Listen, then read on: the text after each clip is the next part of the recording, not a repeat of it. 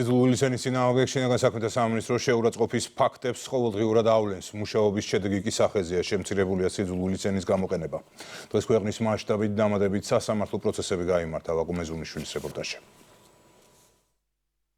საჯარო სივრცეში სიძულვილის წინააღმდეგ სამართლებრივი ბრძოლა გრძელდება. მოქალაქე ალექსანდრე სოლაშვილს სოციალურ ქსელში უმისამართოდ დინება 1500 ლარი დაუჯდა. შინაგან საქმეთა სამინისტროს მტკიცებულებებზე დაყრდნობით მოსამართლე კობა ჩაგუნავა მის სამართალდამრღვევად ცნო. პროცესს არც სოლაშვილი და არც მისი წარმომადგენელი დასწრებიან. თბილისის საქალაქო სასამართლომ განიხილა საქართველოს შინაგან საქმეთა სამინისტროს სიძულვილის ენის წინააღმდეგ ბრძოლის სამმართველოს მიერ შედგენილი ადმინისტრაციული სამართალდარღვევის საქმე, რომელიც შედგა ალექსანდრე სოლაშვილის მიმართ ადმინისტრაციულ სამართალდარღვევათა კოდექსის 166 მუხლის პირველი ნაწილის საფუძველზე აღნიშნული პიროვნებას ცნო სამართალდარღვევა და სახთელის სახით დააკისრა ჯარიმა 1500 ლარის ოდენობით.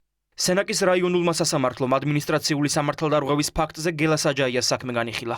მან სოციალურ ქსელში დეპუტატს სიტყვიერი შეურაცხყოფა მიაყენა. მოსამართლე მის სამართალდამრღვევად მიიჩნია და 1500 ლარით დააჯარიმა. სხდომას საჯაია არ ესწრებოდა. საჯარო Facebook პოსტზე შეურაცხყოფა მიაყენეს მოქალაქე თენგის ჭანტურიძესაც. მარინე ქურცაძემ და გიორგი ახვლედიანმა მას კომენტარებში უცენზურო სიტყვები დაუწერეს. ორივე მათგანი მოსამართლემ სამართალდამრღვევად ცნოდა 1500 ლარიანი ჯარიმა დააკისრა. პროცესს ქურცაძე და ახვლედიანი არ დასწრებიან. შინაგან საქმეთა სამინისტროს იურისტის ინფორმაციით სიძულვილის ენის წინააღმდეგ უწყების აქტიურ ბრძოლას შედეგი უკვე აქვს.